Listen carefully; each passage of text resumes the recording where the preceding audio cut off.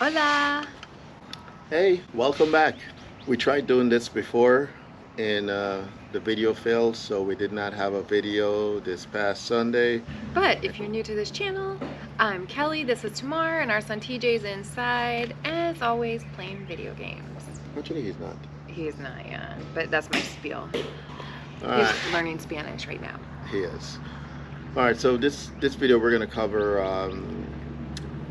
us getting our permanent residency. And if you watch some of our previous videos where we've gone through the process of moving from the States to Mexico, we completed our temporary residency going through the Phoenix Consulate.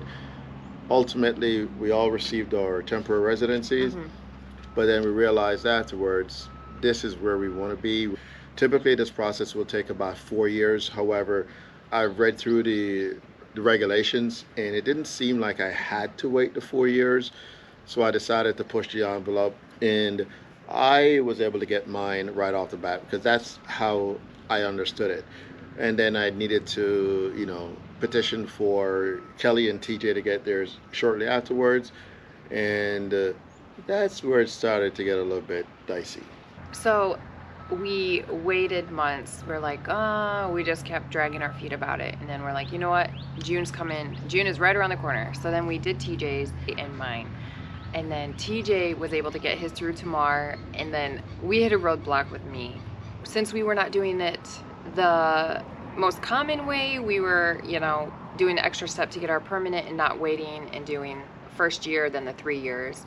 We had extra paperwork for me. They needed, documentation, our wedding certificate, our marriage certificate, all this stuff, like, we did for the whole temporary residency.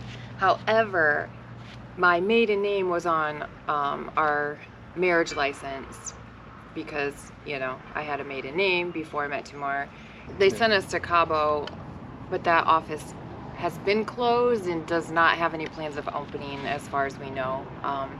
So my next option was to go to Tijuana to do it, or Mexico City. And then we were thinking that's more money. I didn't want to go do that by myself. It was just adding up. So then we just kind of like, you know what? We're tossing the idea, maybe we'll just keep me temporary for the next, 3 years, just renew and then keep moving. And then we started talking to our friend, and she said, no, you really should reach out to a person that they use at Cactus Paperworks. Talk to Ruby, and hopefully she can help you. It worked. Ruby was able to help us, so she saved the day because Tamar and I were like trying to figure everything out.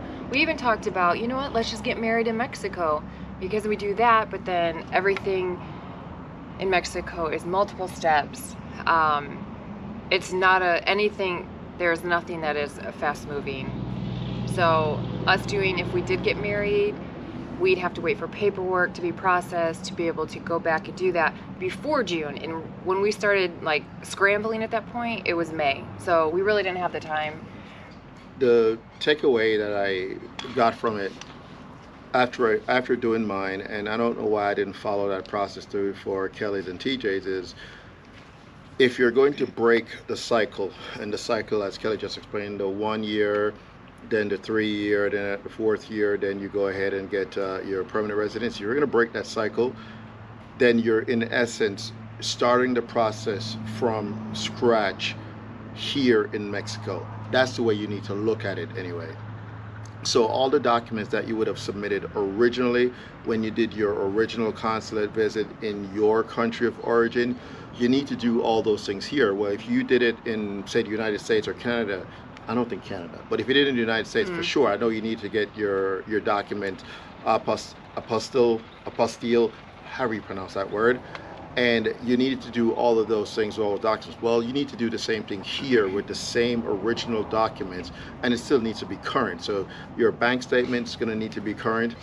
And one additional step, since you're doing it here, you also need to have your bank statements translated into Spanish.